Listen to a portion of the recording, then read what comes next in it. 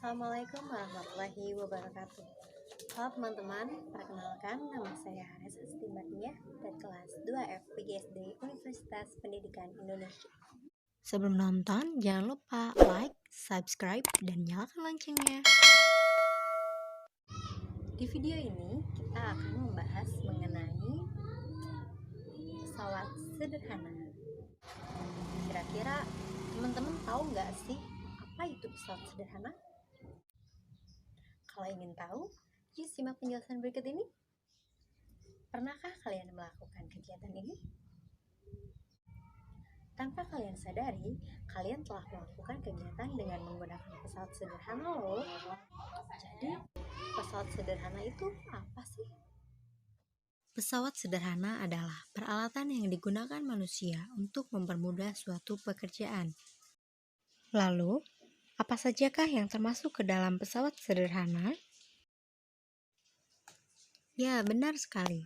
Yang pertama ada gunting, palu, tang, pembuka tutup botol, pemecah kemiri, dan juga roda pasir. Pesawat sederhana terbagi menjadi 4 jenis. Yang pertama tuas, kedua bidang miring, ketiga katrol, dan yang keempat roda berporos.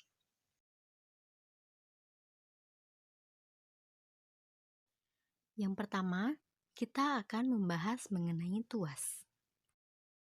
Tuas adalah alat yang menggunakan sebuah batang untuk mengungkit benda yang berat yang dapat diputar di sekitar titik tumpu. Tuas memiliki 3 bagian. Pertama, titik tumpu, titik kuasa, dan titik beban. Titik beban adalah titik di mana tempat beban berada. Titik kuasa adalah tempat untuk kita memberikan gaya, dan titik tumpu adalah tempat untuk menumpu. Berdasarkan letak titik tumpu, titik kuasa, dan titik bebannya, tuas dibedakan menjadi 3 jenis. Jenis pertama, titik tumpu berada di antara titik kuasa dan titik beban. Tuas jenis kedua, titik beban berada di antara titik tumpu dan titik kuasa. Tuas jenis ketiga, titik kuasa berada di antara titik beban dan titik tumpu. Ini adalah contoh dari ketiga jenis tuas tersebut. Lalu, berapakah keuntungan mekanisnya?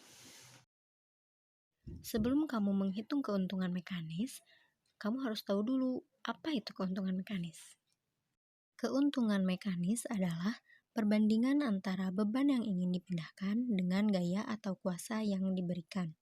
Berikut cara menghitung keuntungan mekanis pada tuas.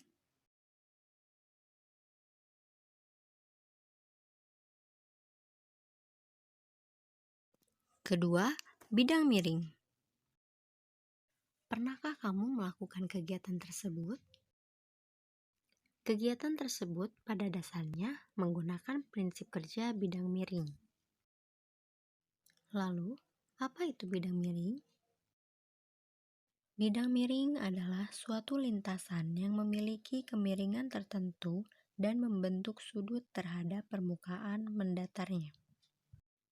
Pada bidang miring, kita bisa menghitung gaya yang dikeluarkan dengan menggunakan rumus berikut. F sama dengan W kali H per S, di mana F sama dengan gaya yang diberikan, W sama dengan berat benda, H sama dengan tinggi bidang miring, dan S sama dengan panjang bidang miring. Dari rumus tersebut, kita jadi bisa tahu bahwa gaya akan berbanding lurus dengan tinggi bidang miring. Semakin landai bidang miring, maka gaya yang dikeluarkan akan semakin kecil. Sebaliknya, semakin curam bidang miring, maka gaya yang dikeluarkan akan semakin besar. Lalu, bagaimana cara menghitung keuntungan mekanisnya? Untuk menghitung keuntungan mekanis pada bidang miring, kita bisa gunakan rumus Km sama dengan S per H sama dengan W per F. Terima kasih sudah nonton. Tunggu video selanjutnya ya.